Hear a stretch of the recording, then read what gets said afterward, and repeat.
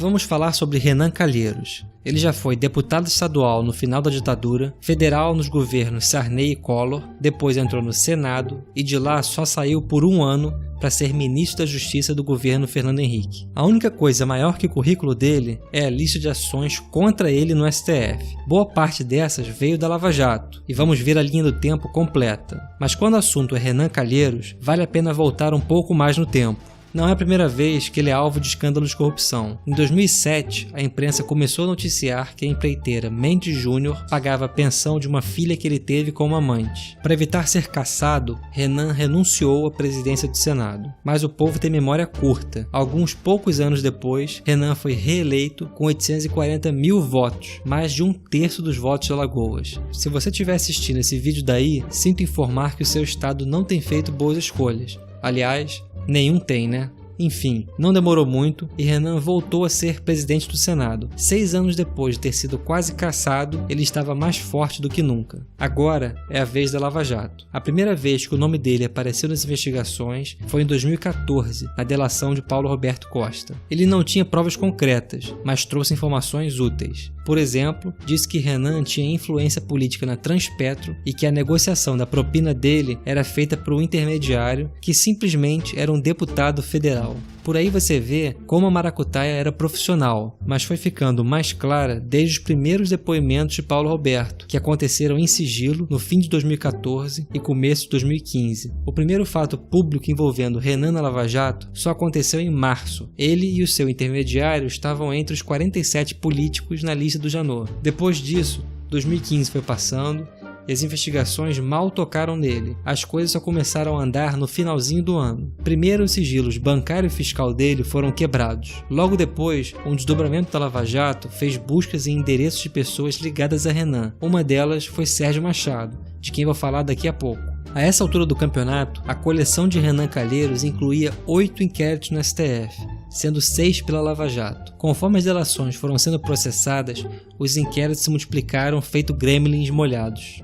Em março, foram mais 3. Em abril, mais 1, só que pela Operação Zelote, que não tem nada a ver com a Lava Jato. Em maio, foi homologada a delação de Sérgio Machado. Deixa eu te contar um pouco mais sobre esse senhor. Na década de 90, ele foi deputado federal e senador pelo PSDB.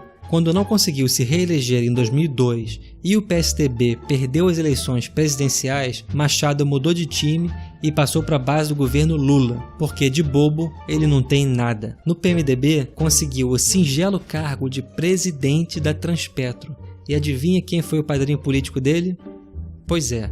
O tempo passou e Machado, que era um político sem nenhuma qualificação técnica, liderou por 11 anos uma empresa que fatura bilhões de reais, mais dinheiro do que o orçamento inteiro do estado de Alagoas. Mas depois que a Lava Jato entrou na mansão dele, Machado fez uma coisa curiosa. Resolveu abrir o jogo rápido. Chegou até a cogitar cumprir pena antecipada. E o melhor de tudo foi bater papo e gravou a conversa com vários políticos que convenientemente aparecem juntos nessa foto. Vale a pena parar para apreciar toda a tristeza contida nela. Eunício Oliveira está sendo investigado por receber 5 milhões. Romero Jucá tem, por enquanto, 8 inquéritos no STF. Lava Jato, Zelote, Belo Monte e tudo mais. É praticamente o Renan Calheiros, que está na foto, óbvio. Delcídio do Amaral conseguiu ser o primeiro senador preso durante o mandato.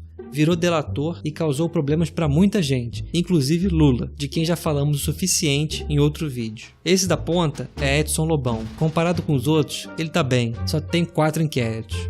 José Sarney, nem preciso falar nada, né? Esse aqui se chama Jorge Viana e é o menos conhecido da foto. Por enquanto está relativamente tranquilo, mas deve virar uma das vítimas da delação da Odebrecht. Só gente boa. Enfim, voltando a Sérgio Machado. Pouco tempo depois da delação dele, a Procuradoria-Geral da República pediu a prisão de Renan Calheiros. Sabe o que aconteceu?